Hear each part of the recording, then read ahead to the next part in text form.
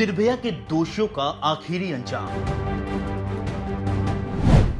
सुबह 5:30 बजे चारों को हुई फांसी। फांसी के फंदे पर लटकाए गए दरिंदे। देश की बेटी को मिला इंसाफ। सजा से फांसी तक क्या क्या हुआ उन चारों के साथ। आज हर सच्चाई से उठेगा पर्दा।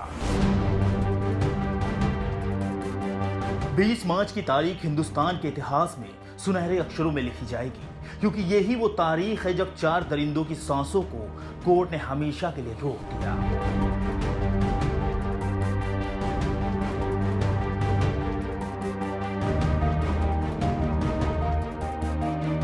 जी हां, सुबह 5:30 बजे सूरज उगने से पहले ही उन चारों की जिंदगी के सूरज को हमेशा हमेशा के लिए अस्त कर दिया गया। लेकिन क्या आपको पता है कि उन चारों ने जेल में अपनी जिंदगी कैसे काटी? आज इस कहानी के जरिए हम आपको यही बताने की कोशिश करेंगे कि जिस शख्स की मौत की तारीख मुकर्रर हो जाए, उसकी जिंदगी कैसे जहन्नम बन जाती है।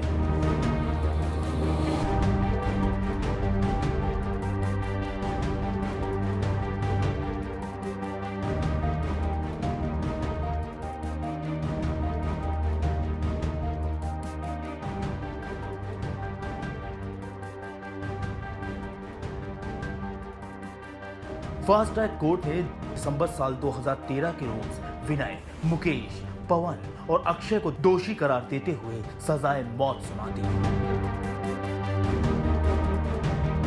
चारों को यह समझ आ चुका था कि अब उनकी फांसी तय है। बावजूद इसके उन चारों ने कानून के साथ आंख मिचोली शुरू कर दी। इसके बाद फास्ट ट्रैक कोर्ट के फैसले को दिल्ली हाई कोर्ट में चुनौती दी गई।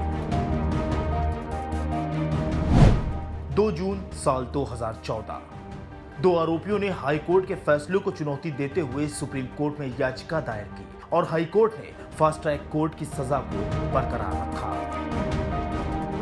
चारों आरोपियों ने सुप्रीम कोर्ट में अपील की और देश की सर्वोच्च अदालत ने चारों आरोपियों की फांसी पर सुनवाई पूरी होने तक रोक लगा दी, जिसके बाद से इन चारों की बची कुची सांसों को कुछ और मोहलत मिल गई। लेकिन कानून के साथ इनकी आंख बिचौली नहीं रुकी। एक तरफ ये चारों दरिंदे कोर्ट से रहम की भीख मांगते रहे और दूसरी तरफ वो अंदर ही अंदर मान चुके थे कि उनकी फांसी तय है।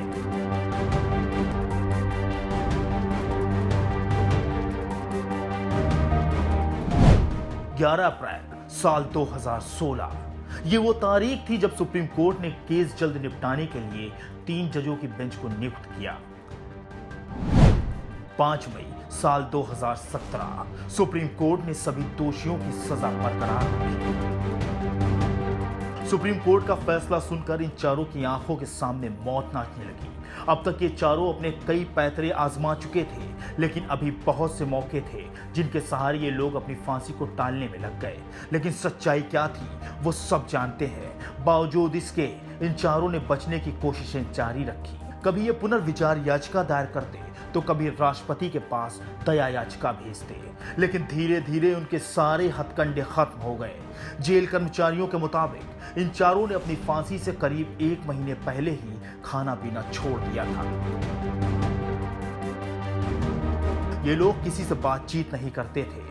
जाहिर है जब मौत सामने नाच रही हो तो भला किसकी हलक से खाना उतरेगा। ये सभी गुमसुम से रहते थे। अपनी अपनी बैरक में बैठकर इनको इस बात का भी एहसास होता था कि जो इन्होंने उस रात निर्भया के साथ किया वो शायद गलत था।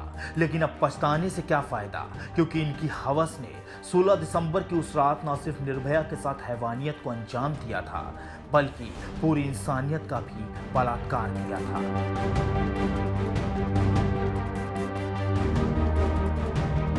सलाखों के पीछे बैठे इन चारों की आंखों में मौत का नंगा खौफ आसानी से देखा जा सकता था। और फांसी से ठीक पहले वाली रात भी इन दरिंदों में शामिल विनय फूट फूट कर रोया। उसने रहम की भीख मांगी क्योंकि वो किसी भी हाल में बचना चाहता था। उसकी ये हालत देखकर बाकी के 3 दोषियों की हालत भी खराब होने लगी। सभी की बैरक में अजीब सा सन्नाटा छा गया। आखिरकार वो वक्त आ ही गया जब 20 मार्च की सुबह इन चारों दोषियों को फांसी पर लटका दिया गया। ये महज फांसी नहीं है, बल्कि ये नजीर है उन हैवानों के लिए जो राह चलते किसी लड़की के साथ छेड़छाड़ या बलात्कार जैसी घिनौनी हरकत को अंजाम देते हैं। आज विनय, अक्षय, मुकेश और पवन को उनकी दरिंदगी की जो सजा मिली है, उससे पूरी देश का न्यायपालिका पर भरोसा बढ़ा है। Bureau report, news time nation.